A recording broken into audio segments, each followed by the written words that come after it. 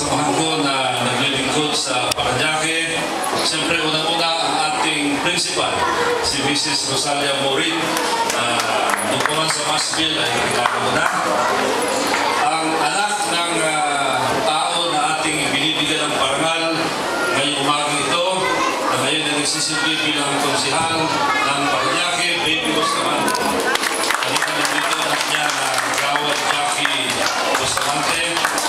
Ang ating kapitan ng barangay dito, na maraming mga proyekto para sa eskwelahan at para sa buong barangay, June Birata. Meron na pupunan libreng simento, graba, bako at marami pa. Pwede libre, malaking discount. Mga konsihal na nandito rin, Beng Amuraw, kanina nandito si Bert Bonsol, Larry Bonsol, at Bong Benson. Doon. At si Benjo, na nagtulog na lang, katulad ni Larry, ay nakasama ni na Bong, na Baby, at Beng. Si Manny Manahan, ating kaibigan dito, isa sa mga leaders ng Barangay Don Bosco, na asawa ni Kagawad Bel Manahan, napakasipag din. Ang iba pang mga opisyal na nandito, binabati ko rin ang presidente ng PTA, na si Isaac Sumilhik. Si Isaac, kasama si Isaac Sumilhik. Bisaya ka ba, Isaac? Alam mo na kung ibig sabihin ng Sumilhik, no?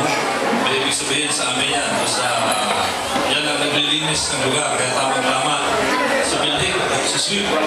Kaya tamang-tama na siya ang pinili ng presidente sapagkat importante sa eskwelahan, yung malinis ang eskwelahan. At palagay ko, yan isa sa mga magiging trademarks niya bilang leader ng PTA. Binabati ko rin lahat ng mga membro ng PTA, mga estudyante na naririto.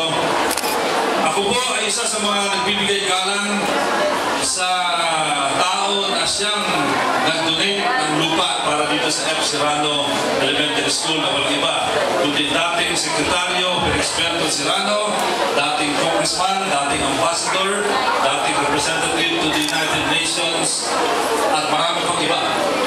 A really very distinguished person, very dignified person. Naalala ko nung ako'y nasa elementary, pinapag-aralan namin siya. Nung siya ay Secretary of Foreign Affairs sa Raymond ni then President Carlos P. Garcia. At nakita natin sa litrato kung sino yung mga matataas na mga tao sa daigdig na kanyang nakatutupang palad, katulad ni Carlos P. Romulo, si John Foster Dales, na isang matinding Secretary of State din kanyang panahon doon sa Estados Unidos. Kaya maswerte ang eskwelahan ito sapagkat meron kayong pangalan ng isang tao na talagang kagalang-galang, Felisberto Serrano, at magandang lalaki. Naalala ko doon nung siya ay nagsisilbi bilang Secretary of Foreign Affairs. Siyempre makisig, kaya napakagandang imahe para sa Pilipinas. Pag umiikot siya sa daigdig, ang sinasabi ng mga tao, siguro ganyang kagandang lalaki ang mga Pinoy. Sabagat yung magandang lalaki ang Secretary of Foreign Affairs. At nung ako'y mag-attend sa kanyang burol, 1992, sabi ni Baby, no? Nakikita niyo talagang kahit na nakaburol na, napakagandang lalaki pa rin yung dating niya. Kaya naman, hindi ka nagugulat na meron sa magandang anak na katulad ni Baby Conchita Bustamante. Pagpapakahan ng Baby. Natutuwa rin ako sa mga maraming proyekto na kanina ay ating billes. Yung Proto, yung emergency exit, yung para sa mga kabataan, yung practical arts dito sa kabila na nagkaroon ng groundbreaking, yung home economics, yung computer room. I would like to congratulate ang liderato ng Felisberto Serrano Elementary School na noong una ay nawakan ni Mrs. Aurora Baron, na ngayon ay principal na doon sa Tambo, at pinagpapatuloy ang magandang mga adikain ni Mrs. Morit. Alam niyo po, si Congressman Goles, natutuwa tuwing dumadalaw ako dito dito sa F. Serrano Elementary School. Sapagkat nakikita ko na talagang inaalagaan ng gusto yung mga facilities na ibinigay ng Congressman, ni Mayor Jun Bernabe at iba pang mga naging leader dito sa ating lugar sa Parañaque. Katulad ng sinabi ng tagapagkilala, natutuwa po ako na ako'y nabigyan ng pagkakataon na makapaglingkod sa mga teachers at estudyante dito sa F. Serrano Elementary School sapagkat sa 6 na mga buildings dito, 5 ay naging proyekto ni Congressman Roy Lugones. Yan po ang alay natin dito sa F. Serrano Elementary School. Pero yan ay hindi lamang sa F. Serrano Elementary School sapagkat naging masagisag na natin yung pagtulong sa edukasyon. Titignan niyo po yung mga eskwelahan all over. Kasama na yung mga eskwelahan doon sa First District. Halos lahat yan.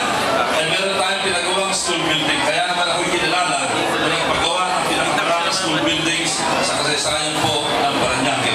At yan ay natin pinakapatuloy. Habang ako'y nagsasalita ngayon, meron tayong mga ilang proyekto na ngayon ay ginagawa. Meron tayo sa Masville, yung pong Masville na iniwanan ni Mrs. Masali Morin. Meron tayong mga ilang building na pinagawa doon at ngayon ilalagay natin yung bubong, yung quadrangle doon, yung kanilang campus para mapagalagaan sa ulan yung mga bata. Yan ay ginagawa na natin sa iba pang mga eskwelahan katulad ng Port State Elementary School, San Antonio Elementary School at iba pang mga gusali katulad sa San Agustin Elementary School. Meron tayong ongoing construction doon sa Bunduok, doon sa San Antonio Elementary School, ganun din sa San Agustin, halos lahat ng building proyekto na po ng inyong lingkod. Sa San Antonio Elementary School, ganun na rin. Kaya ako'y natutuwa na bilang isang naging public school graduate din po ako na nababayaran ko yung pagsisilbi na ibinigay sa akin ng public school system sapagkat kung hindi sa public school system, hindi po nakatayo si Congressman Roy Lugones dito.